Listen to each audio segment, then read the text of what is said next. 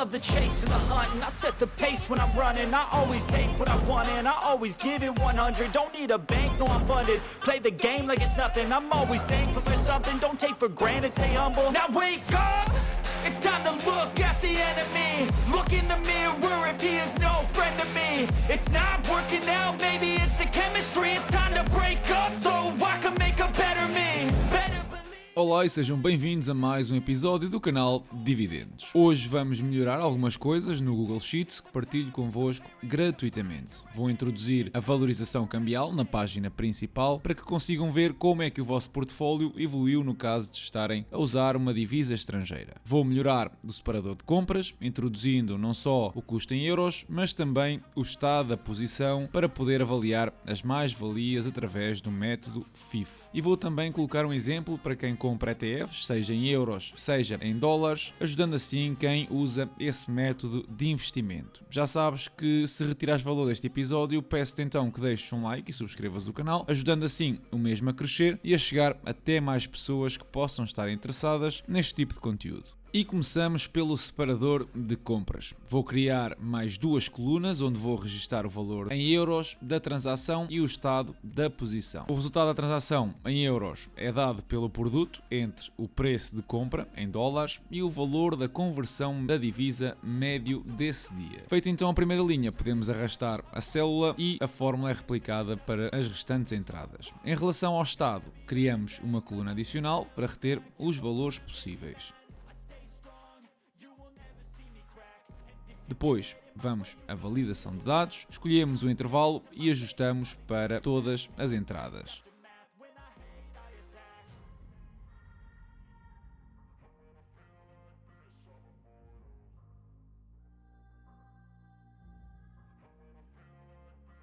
Agora podemos ver que foi feita uma venda de uma ação da Apple e por isso essa posição deve declarar-se como fechada, mas não é a única. A compra inicial temos também de declarar como fechada. Para ser visualmente mais agradável, eu vou aqui adicionar algumas condições para colorir os diferentes estados.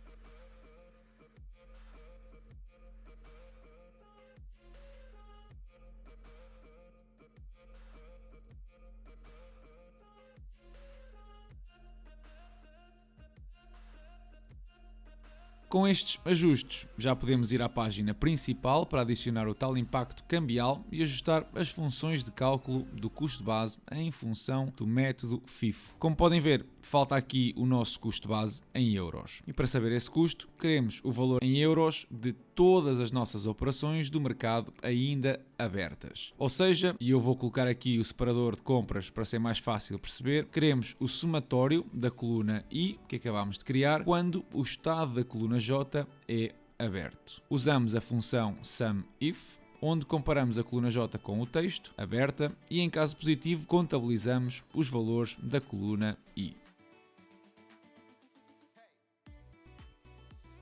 Agora que já temos o nosso custo total em euros e já conhecemos o valor atual do portfólio em euros, podemos aqui demonstrar também a valorização em percentagem. Para isso, basta arrastar a célula de cima e pronto, já conseguimos ver o impacto cambial que o portfólio sofreu em todas as posições. Mas ainda temos um problema para resolver. Como podes ver, o custo base da Apple é de 107 dólares, quando na realidade, devido ao método FIFO, não deveria ser assim. Repara que depois da venda de uma ação da Apple, o teu custo base seria agora de 100 dólares, porque só tens uma ação restante. Para ajustar a fórmula da página principal, temos de modificar a mesma. Vamos somar todas as operações da página de compras que usem o mesmo ticker, que sejam compras e que estejam num estado aberto. E depois vamos dividir pelo número de ações respectivas que também estejam nessas condições. Arrastando para todas as outras entradas, a fórmula é aplicada automaticamente. Com estes dois problemas resolvidos, falta-nos então ver como adicionar ETFs a esta lista. E eu vou começar por adicionar um ETF comprado em dólares na bolsa, por exemplo, de Londres. Ao ticker eu adiciono as iniciais da bolsa, indico o preço de compra e para o resto basta arrastar as células da linha superior.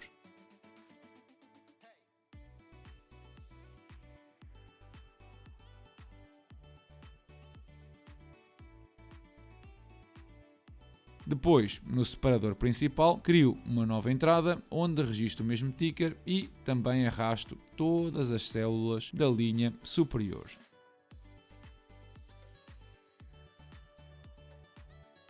O setor no ETF não vale a pena definir, bem como, neste caso, o dividendo, o risco ou a recomendação dos analistas.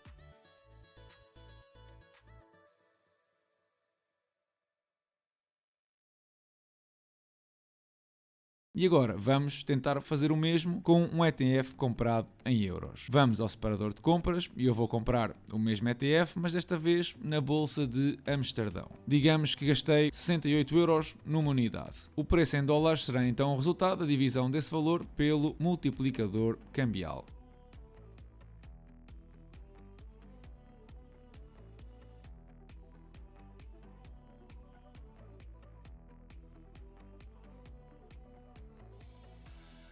Agora, já só falta ir ao separador principal e ajustar também para esta entrada. Adicionamos novamente uma linha, colocamos o ticker e arrastamos as células superiores.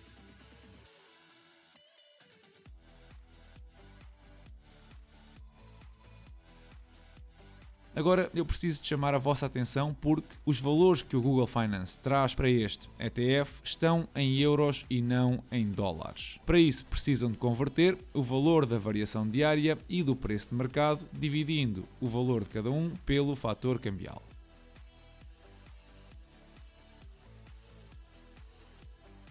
Por fim, vou adicionar uma coluna no separador compras para levares uma contabilidade das mais ou menos valias das tuas operações.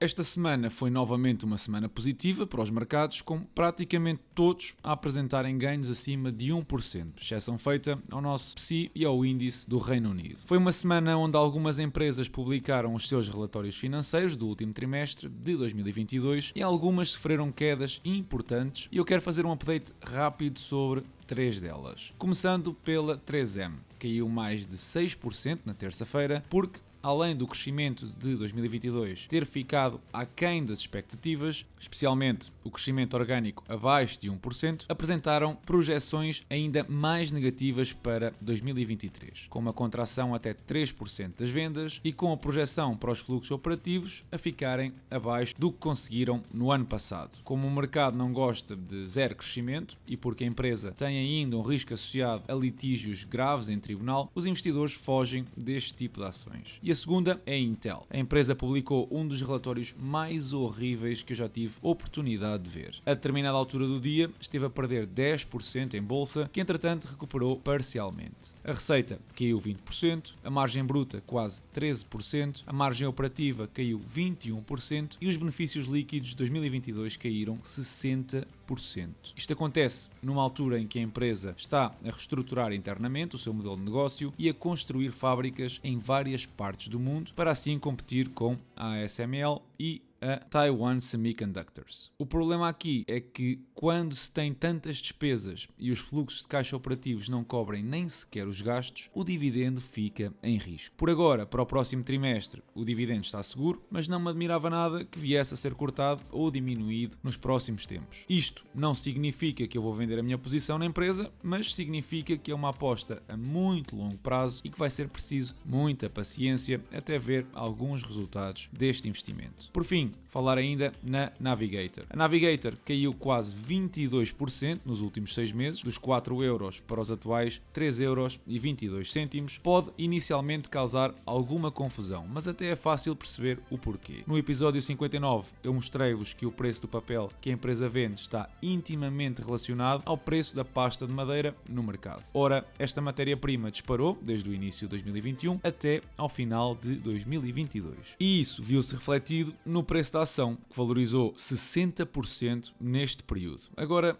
os contratos futuros sobre esta matéria-prima mostram um decréscimo acentuado para 1.000 euros por tonelada, perto do valor médio de 2021. E agora digam-me lá para onde é que acham que o preço da ação vai. E é por isso que os analistas baixam logo o rating ou recomendações da empresa. O preço não cai porque o analista recomenda, o preço cai porque o mercado começa a descontar o futuro e os analistas vão atrás. Em relação a dividendos, aconteceram várias subidas. A Elevance, ADM e Comcast subiram o seu dividendo em 16%, 12% e 7% respectivamente. O portfólio, esse, está atualmente nos 26% de valorização e rendeu neste mês de janeiro cerca de $44 em dividendos. Em relação ao S&P 500, assistimos esta semana àquilo que pode ser o início de um bull market, com o gráfico a fechar acima do canal que trazia desde inícios de 2022. No entanto, existem duas boas razões que me levam a não acreditar que este movimento tem força para continuar. Uma é técnica e diz respeito ao volume. Não assistimos a grandes volumes de transações, como aconteceu em 2020, por exemplo, e isso mostra que, muito provavelmente, é um movimento forçado pelos algoritmos de grandes instituições. E a segunda é o cenário macroeconómico. Os mercados estão a apostar que a Fed vai subir as taxas de juros em apenas 0,25% já esta quarta-feira, depois de o PIB americano ter mostrado sinais de força inesperada, com um crescimento de quase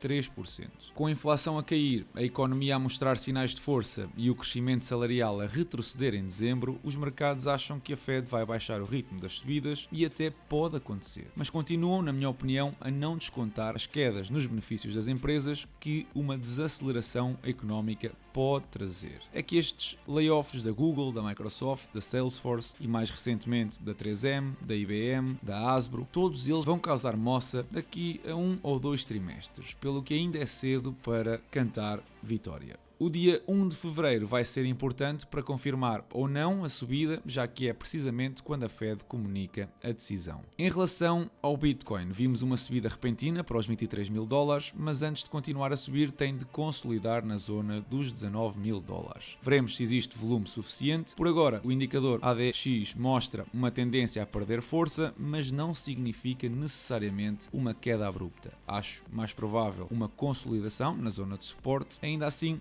uma surpresa na decisão da Fed pode atirar o Bitcoin para a zona dos $18.000. Para quem investe em ouro ou empresas que beneficiam deste metal precioso, desde finais do ano passado que temos visto um rally impressionante, estando agora perto dos $1.900 por onça. Este rally coincide com a perda de força do dólar, como já vamos ver a seguir, e tem algumas particularidades interessantes. Reparem no formato da vela com que fechou a sessão de sexta-feira. Isto já tinha acontecido em várias ocasiões no passado e significa que existe uma forte pressão vendedora nesses níveis. A tendência é positiva e tem alguma força, pelo que eu arrisco-me a dizer que pode testar novamente os $2.000 nas próximas semanas. Mas primeiro deve consolidar na zona dos $1.868 antes de uma nova tentativa. Se a Fed mostra sinais de enfraquecimento do dólar ao subir pouco ou até mesmo deixar no ar a sensação de que atingimos o pico das taxas de juros, o ouro vai muito provavelmente superar os $2.000 com facilidade. Como vos tinha dito, o dólar tem vindo a perder força desde finais do ano passado e uma das divisas que tem beneficiado disso mesmo tem sido o euro. É possível que a subida mais soft da Fed atire o dólar para a zona dos 0,89 euros, o que seriam valores